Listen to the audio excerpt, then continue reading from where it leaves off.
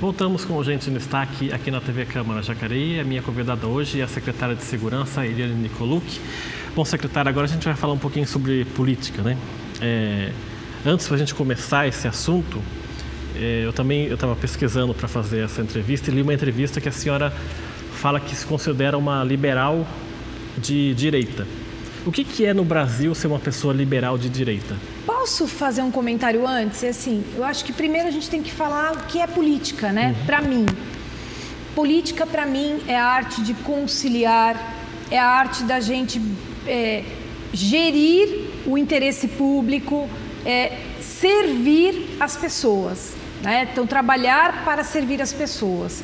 É uma forma diferente. A gente sabe que tudo acaba recaindo em decisões políticas, seja em nível local pelo município, seja pelo legislativo, seja em nível federal, estadual. Então, as grandes decisões, a vida das pessoas necessariamente passa por decisões políticas. E a gente faz política na nossa casa. Quando você vai lá convencer seu filho, isso dá mais, em troca vai dar alguma coisa em troca, é política. Então, é a gente buscar o consenso, a mediação. Quando eu me posiciono, na verdade, eu me vejo muito como uma pessoa de centro, de equilíbrio, uma pessoa que quer ouvir esquerda, direita, não importa. Eu acho que essa coisa da gente carimbar, né, da gente rotular pessoas é muito ruim. E o pior, as pessoas estão se permitindo rotular. E elas colocam aquele rótulo e não pensam mais exatamente, acaba não ouvindo mais as outras pessoas. E a política é exatamente a arte do diálogo, da gente discordar de forma respeitosa e buscar o consenso. Então, hoje eu me considero uma pessoa de centro, uma pessoa direita. Eu sou uma pessoa direita, né? Por quê? Porque a gente busca o equilíbrio. Se o pessoal de esquerda tiver um bom projeto, uma boa ideia, a gente tem que ouvir, buscar trazer o que tem de melhor para a sociedade. Se o pessoal de direita tem... excelente, também vamos trazer, mas o que eu acho que hoje a gente tem que refletir seriamente e reavaliar são os radicalismos. Rotular pessoas e colocar assim, não pensa como eu, é meu inimigo. Não, ao contrário. Quanto mais diferentes os pensamentos, talvez mais rico seja o diálogo. Só que a gente tem que trabalhar com base em quê? Argumentos técnicos, né? Com base em vivências, em experiências, e não simplesmente enfiar uma ideia da cabeça e não estar aberto a outras experiências e outros argumentos. Então, eu me vejo muito como uma pessoa de centro, de equilíbrio. Mas conservadora nos costumes? Eu acho que pelos valores que a gente carrega de família, se respeito, honestidade, né? Trabalhar com mérito, ter palavra, se isso for conservador, eu sou muito conservadora, de verdade. A sua primeira experiência política foi em 2018 como candidata? Eu nunca imaginava. Meu plano meu sonho era comandar aquela região metropolitana do Vale, era comandar o CPI-1. E eu realizei meu sonho e eu queria consolidar meus 5 anos de coronel no comando da região. Então, minha perspectiva era completar meus 30 anos lá. Só que daí eu fui desafiada, né? Foi um momento assim, pelo contexto político, por tudo que estava acontecendo. Eu sempre fui uma pessoa muito crítica, principalmente a questões de desonestidade, né? Essa questão do mau uso do dinheiro público, essa questão de falta de transparência, né? E eu sempre fui muito...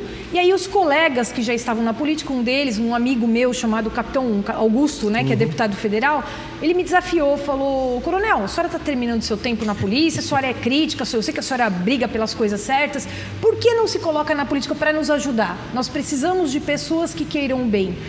E aí, eu no começo recusei, ele levou 1 ano para me convencer, na verdade. Eu nunca tinha cogitado e quando faltava poucos meses, faltava pouquinho tempo realmente para eu aposentar, eu acabei decidindo me colocar à disposição para ajudar.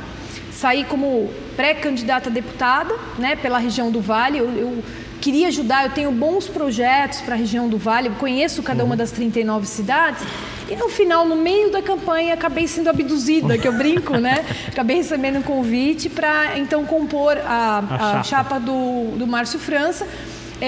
Até consultei vários amigos, senador Olímpio hoje, várias pessoas que foram meus instrutores, eu tenho muita confiança, e todos foram unânimes em dizer: aceite, se der certo vai ser um governo de equilíbrio, vai ser um governo bom. E quando o França me chamou, o que me convenceu foi a fala dele de que ele queria buscar um governo de equilíbrio, que ele queria compor um governo pros paulistas, independente de lado, de ideologia, ele queria fazer um governo de equilíbrio, e isso me convenceu, era exatamente o que eu sempre defendi. E aí acabei tendo uma vivência super intensa na política, coisa que eu nunca imaginava, foi um grande aprendizado. Rodei 50 mil quilômetros por terra em 40 dias, conheci do norte ao sul, do leste ao oeste, conheci tudo. E assim, eu confesso que eu tive vivências extraordinárias, conheci pessoas extraordinárias. E passou raspando, né?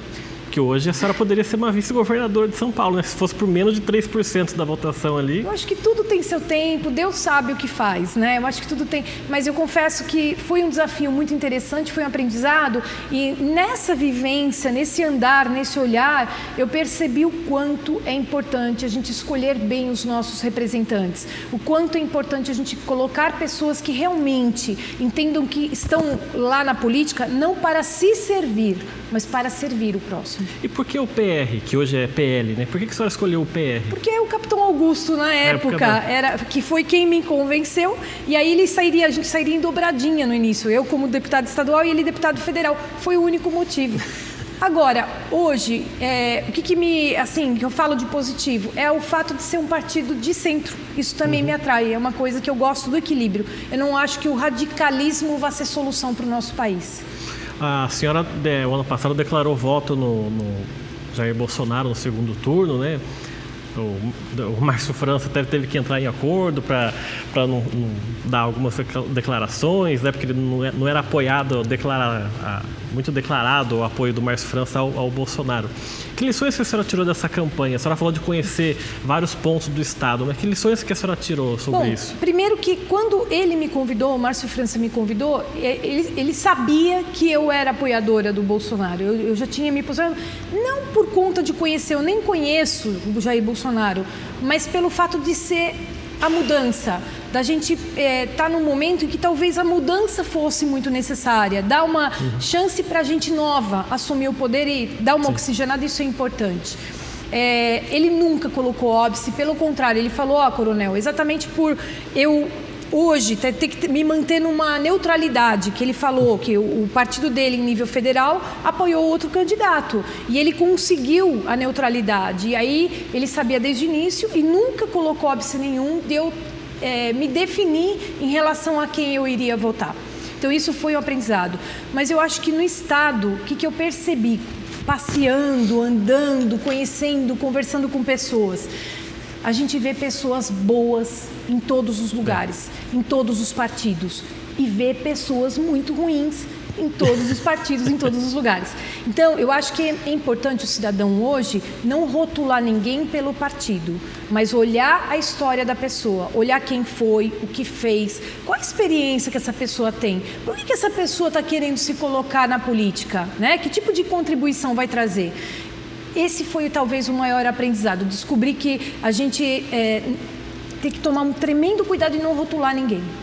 Eu não vou perguntar para a senhora sobre candidaturas futuras, 2020, 2022. Até porque eu não sei, não adianta. Eu estou num momento sabático, né? Eu vou fazer a pergunta de uma outra maneira. A senhora tem vontade de exercer um dia um cargo no Executivo, como prefeita ou como governadora? A senhora tem essa vontade? Olha, hoje, minha cabeça está totalmente voltada e dedicada para Jacareí. Eu quero fazer um excelente trabalho diante da Secretaria de Segurança e Defesa do Cidadão. Hoje, eu estou chefiando a Guarda Municipal, posturas, PROCON, Defesa Civil e agora esse desafio novo do COI. Então, tem muito trabalho pela frente. Eu acho que essa experiência que me foi permitida vai me gerar um aprendizado muito grande, vai ser muito importante para mim como ser humano. E eu quero me doar integralmente para esse projeto agora, para fazer com que a Secretaria seja a melhor Secretaria de Segurança e Defesa do Cidadão do Estado, de verdade, é de coração. Vou trabalhar muito para isso, estou trabalhando muito para isso. Agora, eu acho que quando as oportunidades surgem, a gente não deve fechar portas. Então, se no futuro surgir novas oportunidades para que a gente possa servir, seja apoiando alguém, seja se colocando à disposição para executivo ou para legislativo, eu sempre vou estar aberta para ajudar. A gente nunca deve fechar portas. Falando sobre agora esse convite do prefeito Isaías, acabou a eleição do ano passado, 2018, a senhora prometeu que ia ficar em casa, que não ia aceitar mais nenhum convite nesse sentido, e aí aparece o Isaías convidando a senhora para ocupar essa pasta da segurança. Por que a senhora aceitou esse convite? Eu primeiro queria falar que eu recusei vários convites antes. Eu recusei convites importantes até, exatamente porque eu prometi que eu estaria num momento sabático. Eu queria dar este ano para reorganizar minha vida, da minha família. Minha família estava me cobrando muito isso. E quando surgiu o convite do Isaías, eu balançou. Primeiro porque era possível conciliar a questão familiar com o trabalho aqui, pela proximidade e até pela afinidade, né? A gente mora em áreas praticamente conurbadas, né? Segundo, que a equipe dele, o próprio prefeito. O prefeito é uma pessoa que tem um histórico de respeitabilidade, trabalho sério, é uma pessoa que tem irradiado integridade. A chefe de gabinete dele eu conheço de São José, Claude Mary, pessoas íntegras. Aí eu pesquisei a equipe dele, de governo, né, os secretários, pessoas bastante, assim, de bastante conhecimento, comprometidas. Me atraiu. Eu falei, poxa vida, se eu puder aprender com essas pessoas, puder aprender um pouco sobre o que é servir as pessoas diretamente no nível municipal, por quê? Eu trabalhei 30 anos no executivo estadual. É diferente. Quando você está no nível federal, eu acho que você nem tem contato com as pessoas. Você tem um contato por meio dos deputados, é diferente. Quando você está no nível estadual, você até tem contato, mas é mais distante. A cobrança ela não é tão direta. Agora, no nível municipal, todo dia a gente é cobrado, a gente tem que dar cara a tapa. E é uma experiência, um aprendizado muito legal. Então, eu acho que isso vai agregar muito valor a mim, como pessoa até, no sentido de servir tão próximo à comunidade. E a reação da sua família, quando a senhora resolveu aceitar? Ficaram bravos, aí eu tive que ser política, né? Tive que negociar, né? Então, mas eles estão me apoiando, eles têm muito orgulho do que eu faço e compreendem o momento, os desafios. Eu apresentei para eles os desafios que eu encontrei aqui e eles estão vibrando muito com cada conquista, é muito legal. Agora está chegando na parte final da nossa entrevista, umas perguntas mais pessoais.